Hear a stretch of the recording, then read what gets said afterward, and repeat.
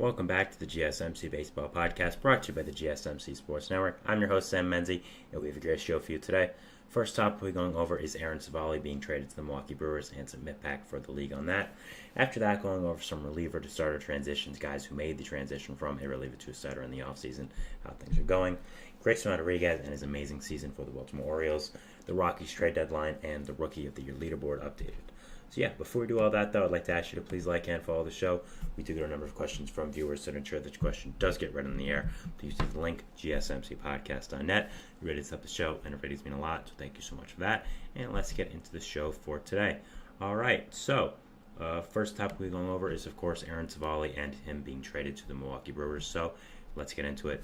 Now, when I woke up this morning and did end up seeing this, I was pretty surprised. I wasn't surprised to see a trade happen this early, especially with these two combination of teams. The Brewers needed pitching, but I was surprised to see Civale get traded. Now, Civale was traded last year from Cleveland to Tampa Bay in a pretty significant deal, sending one of the top prospects in baseball, Colin Manzardo, to Cleveland for him. I loved that deal for both sides. I thought Tampa got a really good pitcher. I thought Cleveland got a really good prospect, and now Tampa giving up on him only a year after they got him is pretty insane to me a little bit. I really did not expect this, and I really did not think much of what would happen, but wow, it's a big deal. I love the return now for Cleveland. Trading Civale, a guy who would be dumped by his other team, to get Manzardo, a top first base prospect in the league, is something that I really, really think the Guardians did well on. And, Manzardo hasn't really proven himself yet to be the impact bat I think he could be. But at the same time, he still has that name appeal. He still has pedigree as a prospect, and I think they could have gotten a lot more for him other than Civale at this point if they didn't really plan on making him long term. I think this is a fantastic trade for Cleveland last year, and yeah, it's kind of surprising that Tampa did give up on him this fast, and not only give up on him, but also give up on him for the price they did. They traded him to Milwaukee for a infield prospect who really isn't known much as a bat. It's more of a fielding first guy and wasn't really highly rated in their prospect system as well. So kind of a perplexing trade for the Rays in that regard, trading for a guy with this, as significant as Civale last deadline, and just giving up on him a year later is pretty crazy to me. Now, for the Rays, again, thoughts on this trade? I do think it is a little weird. Again, you traded one of the top prospects in baseball, maybe the top prospect in your system at that time, other than Junior Camarino, of course, Cal Manzardo, for Civale. Manzardo, I've talked about in the show a few different times. I love this guy. I think his bat is incredible. I really do think at some point he is going to end up being a 30-plus home run bat in the major league consistently. Whenever he gets that down, I think that should be either by the end of this year or the start of next year. He should be that bat that I expect him to be. And yeah, I really love this trade for the Cleveland, and it's not just the fact of Manzardo and who he is. Not just what the Rays thought of him. If the Rays didn't think much of Manzardo, it made sense to trade him. I understand that, but trading him when he has the name value he has, when he has the value around the league he has to other teams who think he is better than what the Rays obviously perceived, for Civale, a guy who was good last year, you thought would probably be better, and then you dump him this year, is kind of crazy to me. I just don't understand the thought process for the Rays here. And I know we always talk about don't make trades to the Rays. They're going to fleece you, but this seems like a bad trade in my opinion. I don't know why the Rays did this for both parts of it, trading Civale now and trading for him last year for Manzardo. I think it was a misstep there, and I really don't agree with the decision making. I think it's very weird, and I just don't understand. But going back to the Brewers now, back to the Rays just for a second. I want to touch another point I forgot to mention. That is Shane Baz is coming back from injury. Of course, one of their top pitching prospects over the last few years, really has never settled down in the big leagues. Suffered an injury before and is now coming back for it, and should slot right into that rotation, so slot right into the Civale part. And as much as maybe that's a way of saying, okay, Civale just didn't fit in this rotation anymore, and we wanted to put Baz there. I understand that, but you could have still kept Civale, could have kept him as depth, you could have slot him into another part of your rotation, could have maybe had a six-man rotation, easing in some of your guys who are coming back from injury, like a Baz, like a Jeffrey Springs, sooner rather than later. So overall, I just don't get trading Civale. I don't think it was a great move by Tampa, and overall, it just does not make a lot of sense to me. And yeah, I think pretty bad process here by the Rays. It's still a great franchise. Just I think this trade was a loss here, and I don't agree with what they did. Going to Milwaukee, though, I do like this trade a lot. Civale obviously has a lot of pedigree as a starting pitcher. Came over last year in that big trade, with Cleveland to Tampa. Was very highly sought after at the deadline. And this year with Tampa, even though he has struggled, 5 of his last 7 starts, he's gone 5 innings, 2 runs or less. So obviously the Brewers are hoping he can keep that. And right now, the Brewers really do not have much starting pitching. I mean, you enter the season really thin at that position as well, with Corbin Burns being traded, with Brandon Woodruff being out for the season. But losing Robert Gasser for the season, losing DL Hall to injury, losing Wade Miley to injury, it's become very, very thin. And you like Tobias Myers, what he's brung in this rotation, but you needed another guy, and I think getting Civale is a good low risk potential trade. He has a year and a half left on his contract, which again, another reason why I don't know why the Rays didn't keep him. You had a good amount of time to fix him, and if you're supposed to be this great organization that can fix anyone, I just don't really understand that. But so I think getting this trade over off the Brewers is a positive. I do like it. You needed some pitching. Getting Civale, a veteran arm who's done better as of recently, good depth for not that high of a price. We'll see if the Rays see something in that prospect. We don't, but I like this trade a lot for them. I think it makes a lot of sense. If I'm them, I'm looking to get a lot more pitching at this trade deadline. Again, I think this Brewers team is genuinely very good. I was not high on them going into the season, but I'll be the first to admit they've proved me wrong. They have a lot of great young, talented position players on this roster. They've really gone ahead of everyone else in that division. The bullpen is very nice. You're getting Devin Williams to come back soon, so a lot's going right for this Brewers team. I think potentially you could even get Brandon Woodruff back for the playoffs if you needed. I think that's more of a reach, but at the same time, I still think it's possible. So I think this Brewers team is very talented. I do think you should go all in for some kind of starting pitcher, whether it's more of a rental piece like Jack Flaherty, maybe one of the Mets starters, or a long-term piece like Garrett Crochet from the White Sox. It'll be interesting to see what they do decide. And yeah, I think this Brewers team is good, but it'll be very interesting to see what they do decide at this deadline. I mean, you have a lot of talented young players, and I think this new core is starting, this new window is starting, and I thought it was closing last year, but with guys coming up like Sal Frelick, like Jackson Chourio, William Contreras has started to hit amazing. Rhys Hoskins has been a great signing. Christian Yelich has been fantastic for you this year. With these guys performing, I think the Brewers have found a new part of their window extended.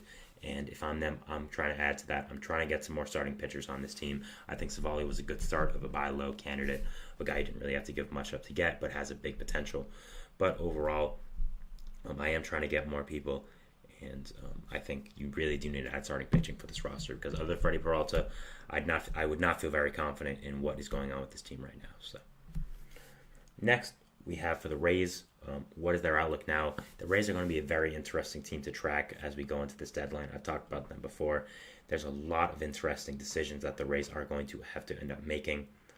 First of all, with position players, are you going to end up trading some of your guys like Randy Arozarena, Isaac Paredes?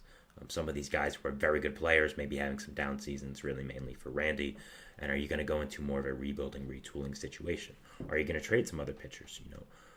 Are you going to trade some of the guys that you've known as a Rays fan for a long time? Are you going to trade Pete Fairbanks? So are you going to buy? Is that what you're going to do? I mean, I don't think they're buying at this point. They just traded Civale. So it is going to be a very interesting decision-making time for the Rays at this deadline and seeing what does end up happening with them. There's a lot of things you have to decide here. And overall, if I'm a Rays fan, I am very interested in what they do. I think there's a lot of directions they could go, whether it is buying, whether it's selling. It's no secret that they haven't had the greatest season this year. I mean, right now, you look at the AL East currently, they're fourth in the division, behind the Red Sox, low in the wild card, and you have to say to yourself, I know we're the Rays, I know how good we can be. Is it worth buying at this point? Are we really going to be a competitive team? I'm just not sure about that. So, yeah, if I'm a Rays fan, I'm definitely interested to see what is going to end up happening here with this team, what the decisions they make, what players are gone. If I was them, I would not really do anything. I'd just stand pat, wait for everyone to get healthy, and go for it next year. I wouldn't trade Randy Arozarena, especially when his value is the lowest it's ever been. I wouldn't trade Isaac Paredes because I think he's someone you build your franchise around. And right now, you lost your franchise icon in Wander Franco last year to off the field stuff. You need someone else to help build this around. And I would call up Junior Camareno. I would get all the young talent I can up here and just try to find some identity, because I think this team right now is really stuck in the water, stuck in the middle, not really knowing what is going on with them. So yeah, overall, I think that's really what I would do for the Rays, and they'll be a very, very interesting team to follow as we do get to this trade deadline. So that is our first segment here, talking about Aaron Civale being traded from the Rays to the Brewers. We're moving into our second segment here, which is going to be talking about reliever to starter transitions, guys who went from relievers to starters in the offseason, and just updates on how they're doing. So yeah, going over that, and we'll see you after the break. So thanks, and bye. I feel like I'm losing my mind. Is everybody in the world blind? Please, Lord, give me a sign, a sign. I feel like I'm losing my mind. Is everybody in the world blind? Please, Lord, give me a sign, a sign. I wanna be the greatest. Everybody on the fake shit. I look around and feel like everybody is the fakest. I make this every day and I'm impatient, hoping one day I blow up from the basement. Statement, the top is so vacant. I don't hear shit that I think is amazing. Waiting for my day when I'm playing sold out shows for 1,000 faces. Hey, give me that crown, get in my way and to be put down. It ain't your place, all this my town. If I want that shit, then I'll get it right now. I'm losing it, the noose it fits. I'm losing shit, a stupid myth. You choose to live or choose to dip. You choose to fight or lose your grip and lose a gift. I feel like I'm losing my mind. Is everybody in the world blind? Please, Lord, give me a sign, a sign. I feel like I'm losing my mind. Is everybody in the world blind?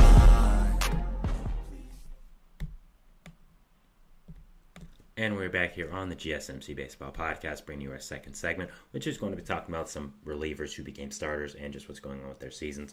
But before we get into that, I would like to ask you again to please like and follow the show. We do get a number of questions from viewers, so to ensure that your question does get read in the air, please use the link, gsmcpodcast.net. It really does help the show, and it really does mean a lot, so thank you so much for that. And let's get back into the show for today. All right, so our second topic is going to be talking about relievers to starters and just what's going on with that. So let's get into it. So I did a segment on this a long time ago, really when I was first starting out with this podcast, and I did want to give a little bit of an update on it now that it's been a few months, and I saw an article today from Home Trade Rumors talking about it, and it did kind of ignite my interest again, so I did want to go over it. Now, basically what I mean is these are relievers. These are guys who came up as relievers throughout their careers, have been that, and then suddenly a team decided to make a change with them, whether they signed, whether it's just they were at the same organization, decided to see something in them and make them relievers. So, yeah, overall, it's a very interesting topic that I do like. It's been more prevalent in baseball as of recently. I think one of the big reasons is because starters have become so expensive on the market, and making one of your cheap relievers, stretching him out to be a starter, whether he's good or bad, I think is very cheap, saves a lot of money.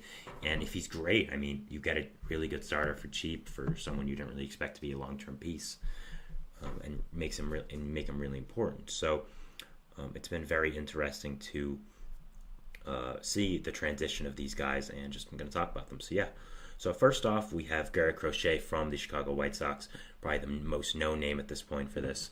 So for starting off the season at the quarter mark, he had 9 games started.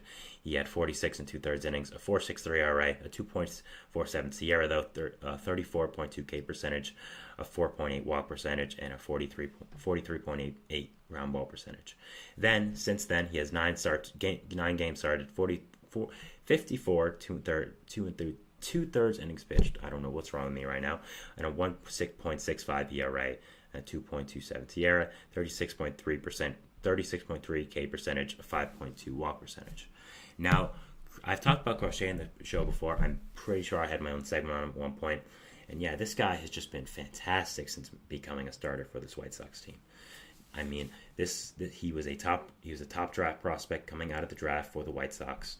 The White Sox drafted him very high and immediately got him up to the major leagues as a relief pitcher. Never even tried him as a starter. And now, 2-3 years into his career with a new regime at the helm of the Chicago White Sox, they have made him a starter. And man, has it been impressive. I mean, he's become one of the top arms available at this trade deadline for a good reason.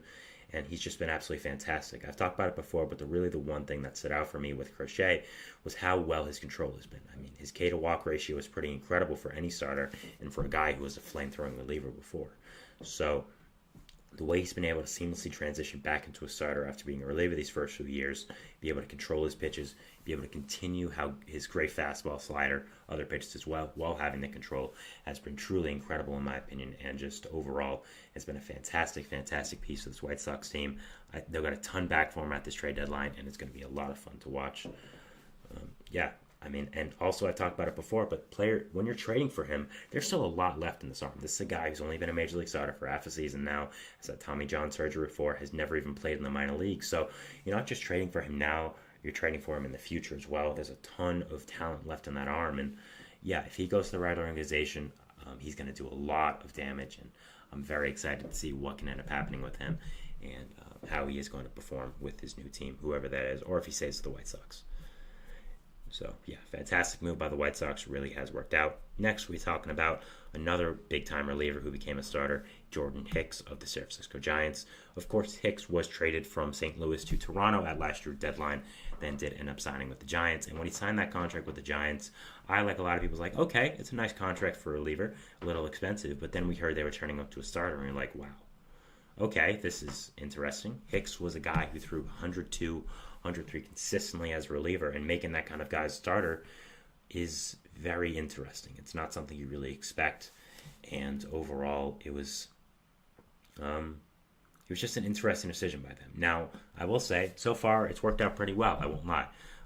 First 9 games, he had 48 innings pitched, a 2.44 ERA, 19.9 K percentage, 8.2 walk percentage, 56.2 ground ball percentage. Since then, with 8 games started, he has a 4.54 ERA, 4.29 SIERA, 22.2 K percentage, 10.2 walk percentage, and 45.8 ground ball percentage. So, yeah, it's definitely interesting what's happened to Hicks. As I said, he started off really, really fantastic with that ERA of 2. I was looking at him as maybe a Cy Young candidate, but recently has really, really floundered. Really has not been as good. And I mean, the ERA's gone up, the SIERA's gone up, the walk percentage has gone up, the ground ball percentage has gone down significantly. So I'm not sure what Hicks' long-term future looks like as a starter. He's still done pretty well. I mean, you look at his overall stats; they're still pretty great. But overall, he has done a little worse as of recently. And it is going to be very interesting to see if the Giants do keep him at starting pitcher long term. I think he has a lot of potential. I just don't know if it's as a starting pitcher. And he started off great, but definitely I think teams are starting to figure him out a little bit. And it'll be very interesting to see what his long term future looks like as a starting pitcher with this Giants team just overall. So yeah, I am very interested in that. And overall I think it's been a success though for this Giants team. And overall has been, pretty good. So, next off, we'll be talking about from the Atlanta Braves, Reynaldo Lopez. Now, Lopez was another guy who was a big-time reliever for most of his career, like Hicks was, and became a starter this offseason once a new team signed him. Now, starting off the season, he had 7 games started, 1.34 ERA, 25.2 K percentage, 10.1 K percentage, walk percentage. And it was fantastic. This was another guy I was just flabbergasted at how well he had done since becoming a starting pitcher, and was just really, really incredible. Now, since then, he does have a ERA of 2.08, 26.1 K percentage, 7.0 walk percentage, and he's still done great. I mean, that's really just been so surprising to me. I really thought he would regress a ton after those first few starts. I still do think he'll regress at some point in the second half, but I mean, got to give him credit. He's done really, really fantastic right now.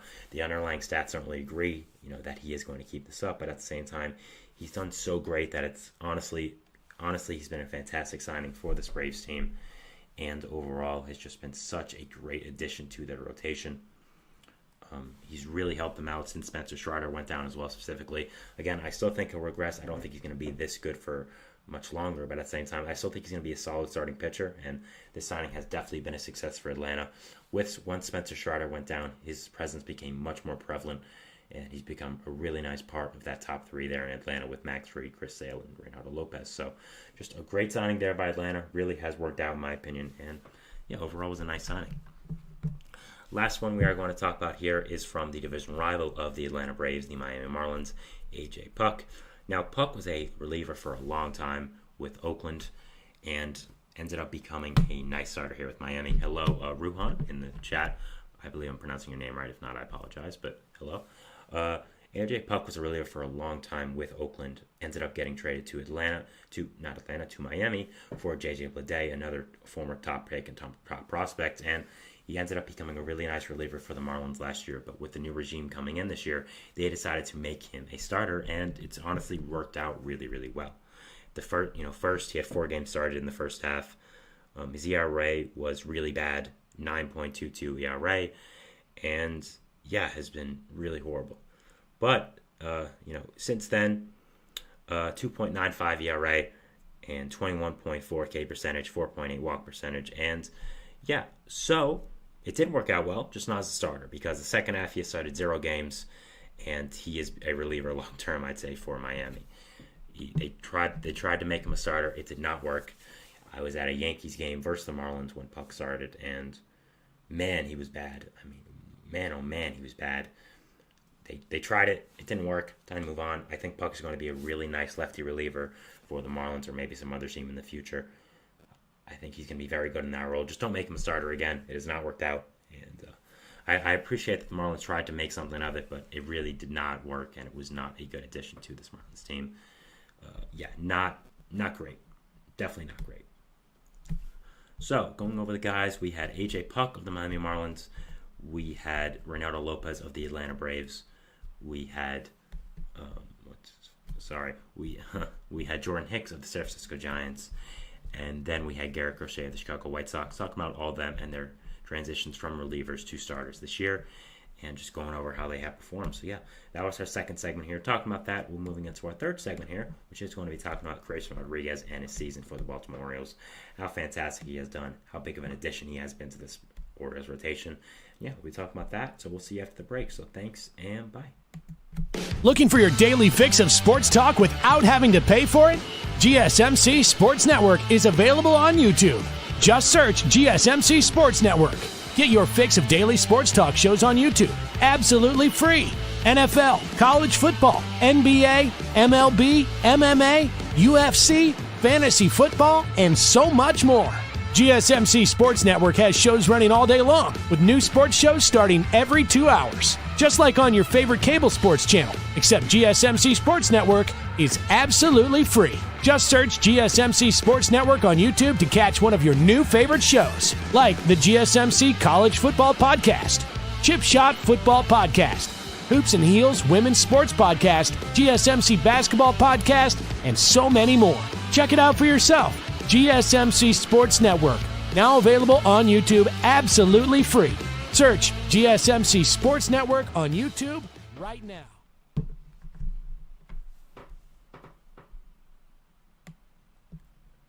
And we are back here on the GSMC Baseball Podcast, bringing you our third segment, which is going to be talking about Grayson Rodriguez of the Baltimore Orioles, the fantastic season he has had, and just going over his impact on Baltimore in general. So let's get into it. So Rodriguez was a guy I've known about for a long, long time.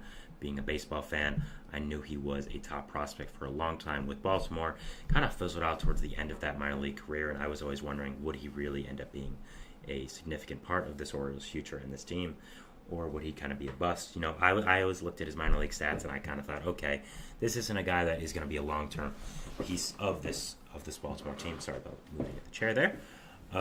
But he has done really well this year. Did pretty well last year as well, and has just become a big part of this Baltimore team, and has become a big part of their future, their core this year, and just overall. So, if I'm an Orioles fan, I'm very excited with his performance right now, with how well he's done. And, so looking at his stats currently, you look at last year, I'll start off first of all. He had a ERA of 4.35, an expected ERA of 4.21, and you looked at that and you're like, okay, this guy's going to be a solid starter. He'll definitely be a factor in our rotation for the future. But at the same time, not maybe the impact starter we expected. Not really a guy that we think could be a long-term piece. But that has changed this year. You look at his stats now, and they are just fantastic. He has an ERA of 3.45. His expected ERA really isn't much higher than that, so it's pretty sustainable. His left-on-base percentage is 79%, which is very, very good. His BABIP is down from last year, so that's also nice. His K percentage is up from last year. His walk percentage is down from last year. So he's been a fantastic, fantastic pitcher for them. His FIP is 3.55. That's down from last year. His barrel percentage is roughly the same as last year, which is interesting. Max exit velocity is down. Hard hit percentage is down by 4%. So Rodriguez has become a long-term piece of this Orioles team. I'm not going to say he's become a number 2 type ace, but he's become a very, very good starting pitcher for this Orioles team. Really has stepped up when they needed it, and has just become a fantastic, fantastic piece of this team, and just overall has been really, really great. Now, this Orioles team has really needed a starter like Grayson Rodriguez because of the injuries they've had this year. I mean, Kyle Bradish being out for the first part of the year, coming back and getting Tommy John surgery after that. He is going to be out for a significant amount of time, and having Rodriguez be able to fill in for that position, be able to provide more depth in this rotation is very, very crucial. You've also had John Means, of course, be out for the rest of the year, Dean Kramer. So having Grayson Rodriguez now be the type of starter he has become, be as great as he has been such a fantastic, fantastic revelation for this Orioles team. Yesterday, he had a great start against Seattle, going 6 1/3 innings pitched, giving up no runs, only 2 hits. So just has become a fantastic, fantastic addition to this Baltimore team, and really has helped out not only this year, but their future as well. I mean, you're not going to have Kyle Bradish next year. Corbin Burns, a free agent. You're going to have to pay him a ton if you want to retain him. So let's say, for example, you don't retain him. Who would you have in that rotation if you didn't have Grayson? You'd have Bradish out for a year. Maybe Means would come back. Maybe Kramer would come back. Maybe Wells would come back. But after that, you wouldn't really have anyone that could be a significant piece of the rotation, a significant piece as your ace. And Grayson Rodriguez has really stepped up in that number 2 role, become a great young pitcher for this Orioles team, and has really helped out not just this year, but their future as well. Now, let's say you do retain Burns. You now have 1-2 punch of Burns and Rodriguez at the top of your rotation for a long, long time. And that's pretty fantastic from an Orioles fan. That's something that really is great. And I think it is something that really does end up helping out this team for a long term.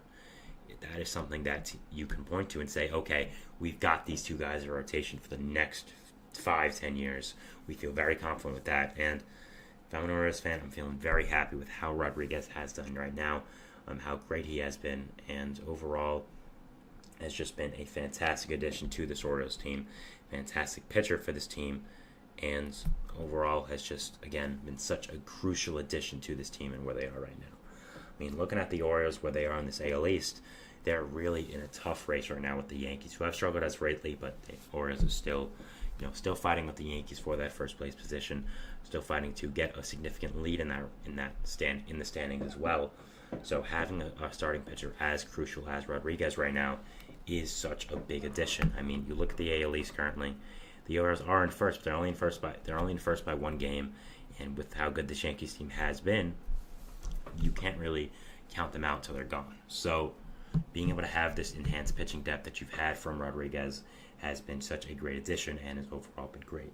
So again, this Orioles team right now, when you look at them, there are a lot of holes in this team. Mainly, I would say, starting pitching. Yes, you have Burns, yes, you have Rodriguez, but after that, you have a lot of injuries. Not many guys you can really count on. So they definitely do need to acquire maybe 1, even 2 starters. If I was them, I would go all in on a pitcher like Garrett Crochet. I've talked before how I think they should get Crochet and Robert in a massive deal together. I think that would truly help their team, but that's a different conversation for a different day. I think getting a long-term answer like Crochet would be a really, really nice addition, and overall would really end up helping out this team a lot. I think they do need this long-term piece, and they have the prospect capital to get it. I mean, looking at the system, it's incredible. Of course, you're not going to trade a guy like Jackson Holliday to the White Sox for someone, but you have someone like a Samuel Basala, who is a top prospect, who is blocked because of Adley Rutschman. He can end up being a piece. Kobe Mayo's kind of blocked in that infield as well. Nice power hitting prospect. He could go. So a lot of prospect capital that you could flex around if you're an Orioles fan or you are an Orioles executive. And if I'm them, I'm really going all in for a starter. I would also maybe go for a shorter piece as well. Maybe a guy like Tyler Anderson from the Angels, Sean Manaea, or someone from the Mets. And yeah, I think that's definitely going to be interesting to see what they do decide. And, if Rodriguez wasn't as good as he was this year, it would be interesting to see where this rotation would be, what horrible state it would be in. And yeah, it would definitely be something very interesting to watch. Now, looking at this Orioles team, again, I do think they are the best team in Major League Baseball currently. I think they have overtaken the Yankees. Really, that series where they did beat them in the Bronx 2 out of 3 really helped them propel to that. They did lose a key series to Cleveland, too. It's become an amazing team. But I think Baltimore has a lot more just pure talent than them. And as much as I think those two teams are close, I would go Baltimore as of right now. And I think currently they are the best team in baseball. It is going to be tough to fight off the Yankees in the AL East. But at this point, we know the Orioles are going to be the 1 seed or the 4 seed in the playoffs. And yeah, it just will be a very interesting team to watch when it comes to the playoffs. Watch for the rest of the season in the future and just overall what they do end up doing. They also have center field as a need. Of course. That kind of ties into what I was saying before. Acquire not just Crochet, but also Robert in that trade as well. And, Cedric Mullins really has not ended up being a nice piece in that outfield this year. Really need to upgrade if you want to compete more. I think that's simply a piece that you do need to acquire a center fielder. So you do have some issues if you are the Orioles, but having your young players come in handy like Grayson Rodriguez, like Colton Cowser, who we'll talk about later in the show in segment 5, as big time pieces has really, really helped you out, and overall has been, it's been a great season for the Orioles. I don't think they're stopping anytime soon. I think this young core is going to keep on going, keep on hitting, keep on being fantastic, and yeah, just overall a very exciting time for Orioles fans. A great young core they're building here, and I'd be very excited right now with what's going on with them and how they are performing. So yeah, that is it for our third segment here, talking about Grayson Rodriguez and the Baltimore Orioles, going over their season, going over his season, and all that. Moving into our fourth segment here, which is going to be talking about the Rockies and their trade deadline, just going over some decisions they have to make, who they might trade, and all that kind of stuff. So yeah, we'll be talking about that, and we'll see you after the break. So thanks, and bye.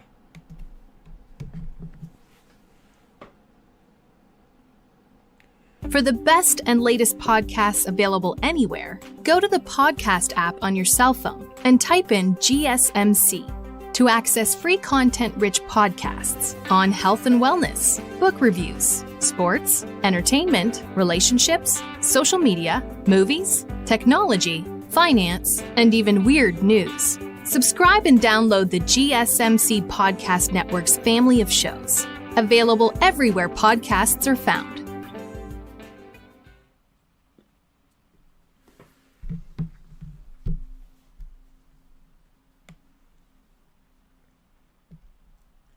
And we're back here on the GSMC Baseball Podcast, bringing you our fourth segment, which is going to be talking about the Colorado Rockies and their trade deadline and some decisions they do have to make. So let's get into it. Now, the Rockies are a very interesting team going into the trade deadline. Of course, our team that is always going to be sellers at this point. I mean, they haven't been competitive in a long, long time, kind of in a perpetual rebuild there. And they actually have a good amount of pieces here for this team, guys who can actually become very good players. And yeah, I'm interested to see what decisions they do end up making for this team, who they do decide to end up trading, and just overall what decisions are going to be had here in Colorado and who they decide to let go of.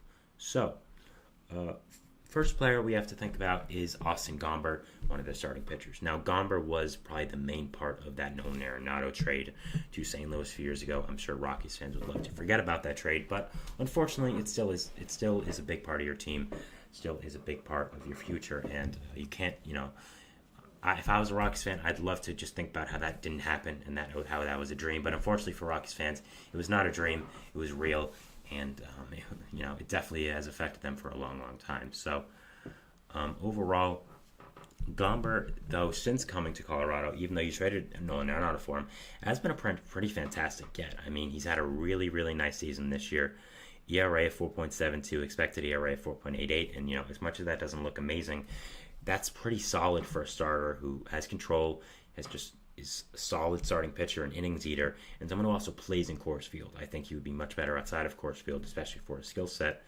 And yeah, I'd be very interested to see him there. I mean, he pitches a lot. 27 games started last year, 33 appearances the year before, 16 games started this year. A guy who's an inning eater, is a very solid veteran arm, is under control for a few more years. You look at this year as well, his K per 9 is higher than last year. His walk per 9 is down as well. His K percentage is up, walk percentage down. So overall, I think Gomber is a very solid starting pitcher. Not someone too crazy, but is someone who can fill in at the number 4 or 5 spot in your rotation, give you some quality innings, be able to be under control for the next few years. And I do think he is someone that is going to be very, very interested to teams at the deadline. Now, I think a lot of teams could look to get him. I think, again, the Orioles, who I talked about last segment, could be a nice piece. Just a guy to get somebody in your arm. Brewers as well, I think, would be a nice fit there. Just some team that isn't willing to trade a top prospect for a pitcher who just wants someone solid. They think maybe they can develop a little bit more.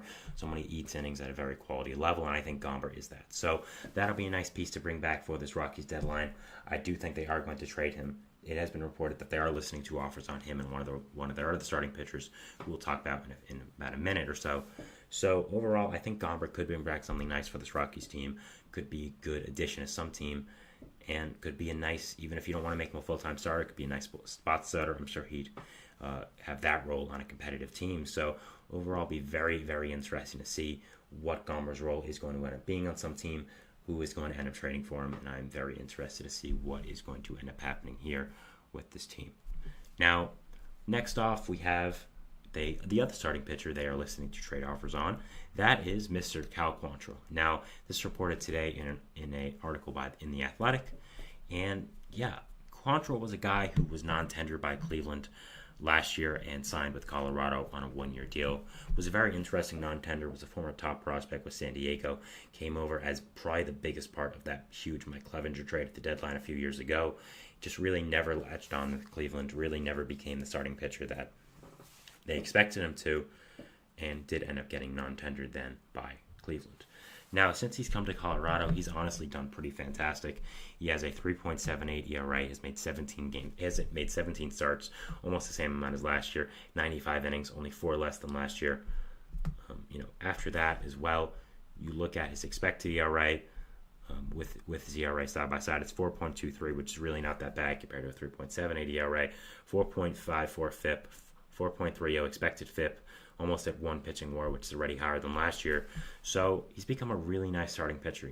Has almost 7 Ks per 9, only walks around two guys per game. So overall, I think Quantrill could be a very, very solid add to some team. He's really broken out this year. He's under control for a year, for I believe 2 more years. So could end up being a really nice addition to some team. I think the Rockies could get really nice prospect back for the starting pitcher.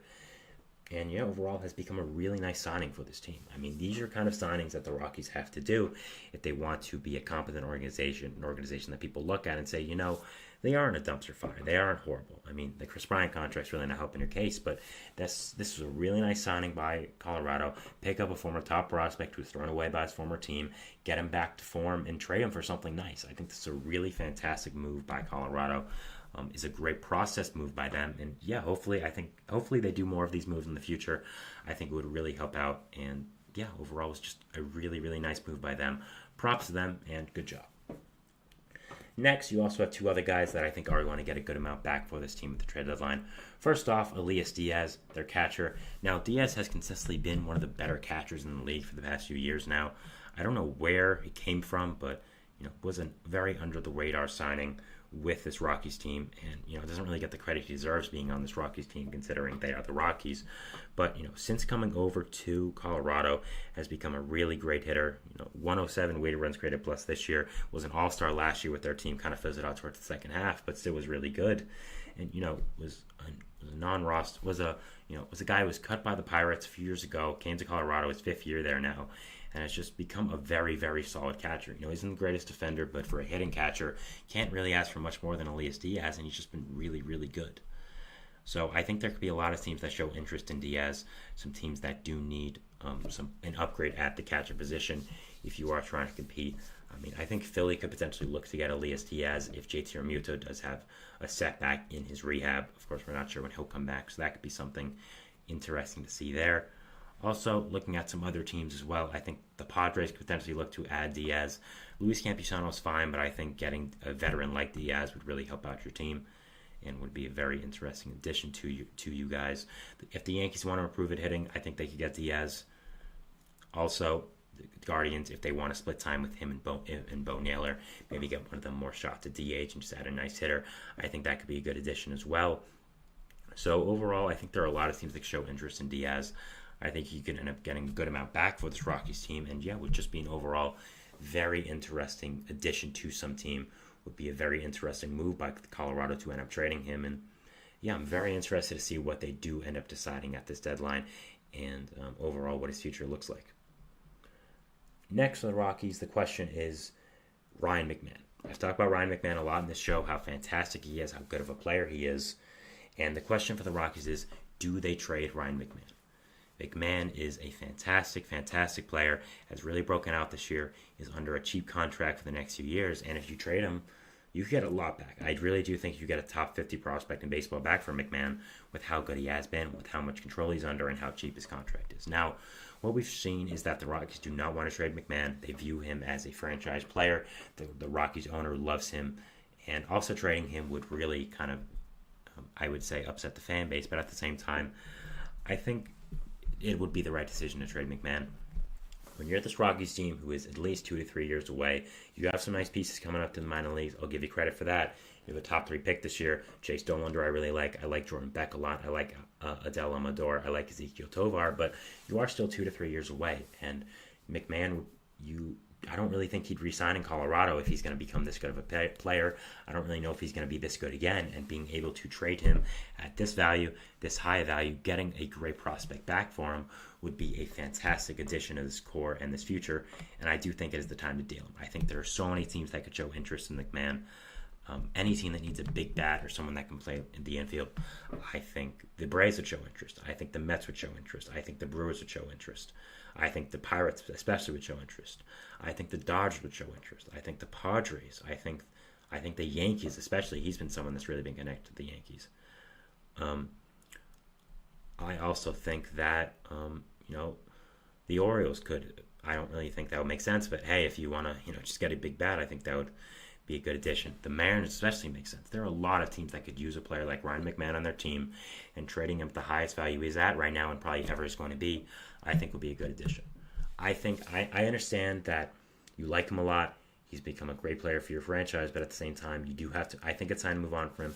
You have to look at these decisions now when you are a team in the position the Rockies are. So if I'm a Rockies executive, I'm a Rockies fan, I'm wanting to trade him, and hopefully they make the right decision. I understand if they keep him, but I do think it is the right decision to trade him and kind of get this franchise back on track a little bit, which I really do think he would help out with. You have a future for the first time in a little while. Keep improving on it. Keep making things better. Don't screw it up. But the Rockies haven't been a great franchise the past few years. So that is our fourth segment here, talking about the Colorado Rockies and their trade deadline moves, potential stuff they could do. We'll be going into our fifth and final segment here of the show today, which is going to be talking about the Rookie of the Year leaderboard, going over guys who are here. So yeah, we'll talk about that, and we'll see you after the break. So thanks, and bye. Wait, nope, that's not what I meant to do. There we go. Thank you.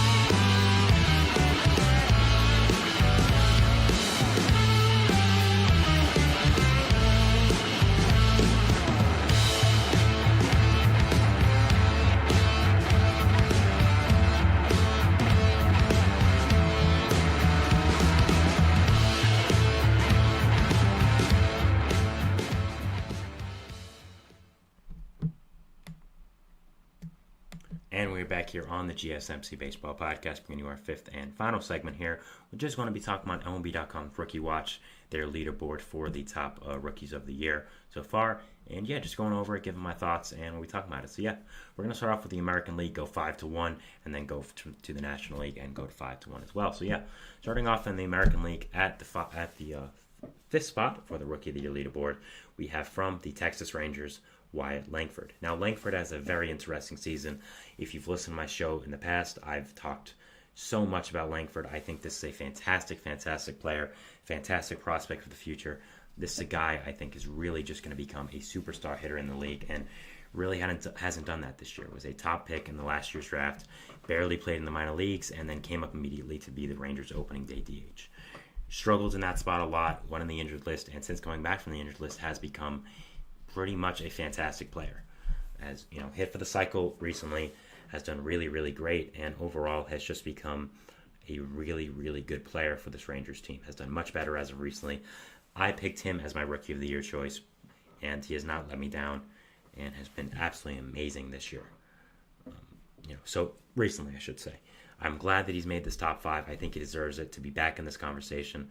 Really happy for him. I think, again, he's a fantastic, fantastic player, and I'm very excited that he is back here and has done such a great job more recently. And yeah, overall, he's a great, great player. Number 4 here we have from the Boston Red Sox, Wilyer Abreu. Abreu is someone else that has had a fantastic season. Abreu came over in a trade from the Astros a few years ago for Christian Vasquez, a trade that was highly criticized by Red Sox fans at the time, but man, has it yielded a nice return for this team. Wilyer's become a really nice outfielder for this team, and one of the biggest parts of why this team has been so competitive this year, been so surprising as well, and yeah, just again has had a fantastic, fantastic season. I think Abreu is going to be a big part of this Red Sox future. I'm very happy that he made this list, very happy that he's getting the credit that he deserves with how well he has done. And yeah, overall has just become a fantastic, fantastic player for this Red Sox team. So good. And I'm a Red Sox fan. I'm very excited about his future, what he can end up doing in the future, and just how fantastic and how well he has performed for this Red Sox team. So yeah, very, very solid addition to this list. I agree with this. Number 3, we have from the Baltimore Orioles, Colton Cowser. Cowser, a top prospect coming into this year from the Orioles, came up and has just been raking. Has become such a huge part of this Orioles team this year. Been one of the big reasons why they have done as well they have this year. Been probably the best team in baseball this year, and just has done so amazing. I think Cowser is a future superstar waiting. He's going to be a big part of this Orioles young core. I mean, you hear a lot about the guys like Jackson Holliday, like Adley Rutschman, but I think Cowser needs some more credit. I'm glad he's getting the credit he deserves here on this list at number 3 for the AL Rookie of the Year leaderboard. And yeah, just is having a fantastic season. He's a big part of this Orioles team this year and definitely deserves to be here at number 3. Now, number 2 and 1, we all know who they are, but we'll get into it. So, number 2 here is, of course, from the Oakland Athletics, Mason Miller. I mean, what is there to say about Mason Miller that we really haven't said? Miller's had such a fantastic year with the A's. He's having one of the greatest relief seasons of all time. I mean, has just been absolutely dominant in that bullpen. Hello, Kelsey. Miller has just been so good in the back end of that bullpen. A fireballing closer for this A's team. Throws 101, 102 consistently. Again, is having one of the greatest relief seasons of all time. Came out of nowhere to do this, and yeah, deserves definitely to be on this Rookie of the Year leaderboard. I think he should be in a different place, but I'll talk about that after. Number 1 is from the New York Yankees, Luis Gil.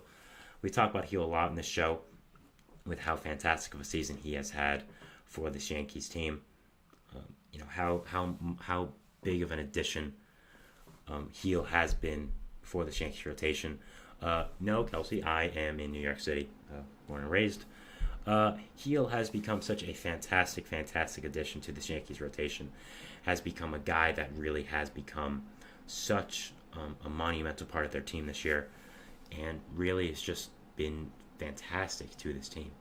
Really not much else to say. He has hit some road bumps recently, but is one of the biggest reasons why the Yankees have done as well as they have this year, and just, yeah, it's become a great addition. Now, if I'm going over this 5, I think this 5 is fine. I don't really think there's anyone else that should be in this. I think this list is great, but to be perfectly honest, I would have Mason Miller over Luis Gil right now. With the season Miller's having, with how fantastic it has been, with how historic it has been, and with how Gil has been struggling the past few weeks or so, past few starts, I think Miller has taken over as the number 1 spot. I think, honestly, it should be I think it should be Miller. Honestly, I go Colton Cowser over Gil at this point, and then I'd go Gil, and then I'd go Wilyer Abreu, then Wyatt Langford. So I think the right players are here. I do think that Mason Miller and Colton Cowser should be above Heel because of the starts he has had recently. I do think he'll be much better. I think he'll keep it up. I think he'll keep up what he was doing at the start of the year, but at the same time, just he hasn't done as great as he has at the start of the year, so I think he should deserve to fall in this rankings a little bit, but still having a great year. So, going to the National League now, we're going to start off again from 5 to 1. At number 5, we have from the Los Angeles Dodgers, Gavin Stone. Now, Stone has become a fantastic addition to the Dodgers rotation. Really a guy that got overshadowed with how many stars on this team they had, with how many top prospects they had. Kind of fell under the radar, and it's just become a huge part of this Dodgers rotation. Really has held it down while there's been a lot of injuries.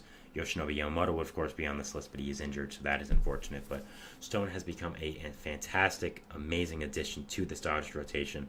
Has had an amazing season and definitely deserves to be on this list. Glad he's getting the credit he deserves, and it's definitely helped out the Dodgers with how well he has done. Number 4 here we have from the Milwaukee Brewers, Joey Ortiz. Ortiz has done fantastic this year. Came over, of course, as the biggest part of that Corbin Burnes trade to Baltimore in the offseason. And as much as a lot of people didn't really like the trade, he's really proven them wrong and has become a fantastic addition to this Brewers team. Has played great defense over there at third base, has been a really solid hitter, a better hitter than I really expected. And Ortiz overall is just become a really nice addition to this Brewers future, this Brewers core, and I think he is going to be a fantastic player in the future going forward. And yeah, Ortiz is just a really good player. Definitely deserves to be on this list, and very happy he made it. Very happy he's having such a nice season as he is. And just going to become a big part of this Brewers core in the future. And just, going to be a great player. Number 3, we have from the Chicago Cubs, Shota Imanaga. Imanaga's had a weird season, as he, of course, started off the season probably having the greatest rookie season of all time with how well he was doing. It's probably the Cy Young favorite as well. That's how great he was doing, and really has kind of fallen off the cliff in these past few weeks.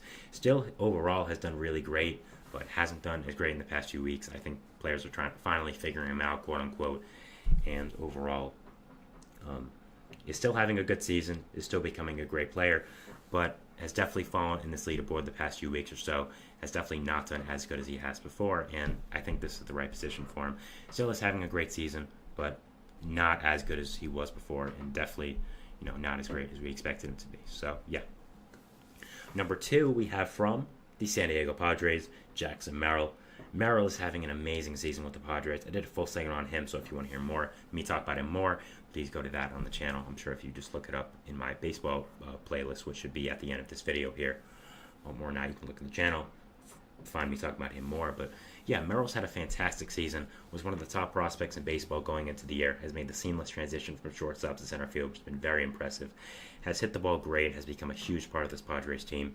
Definitely deserves to be on this list. I think number 2 is perfect, and yeah, I think Merrill's just having a fantastic year for this Padres team.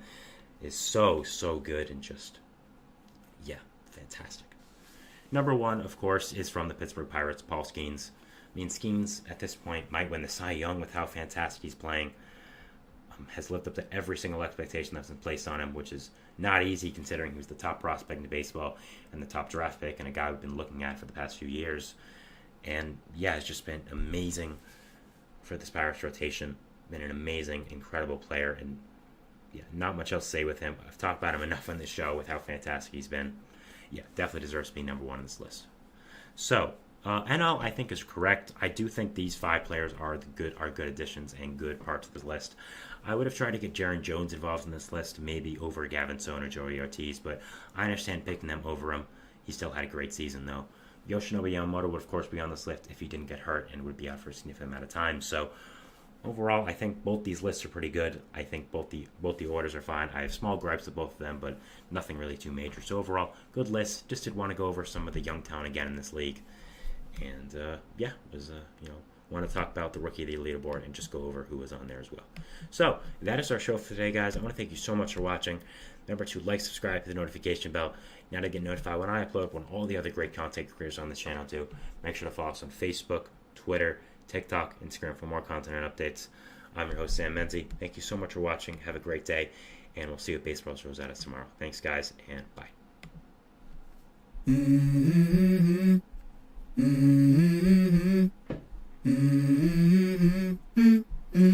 Let's go. I wake up to a little bit of drool on my pillow, feel like it's gonna be a bad day. Yeah, I'm tired of shit, and the coffee ain't hit yet, damn ain't that great.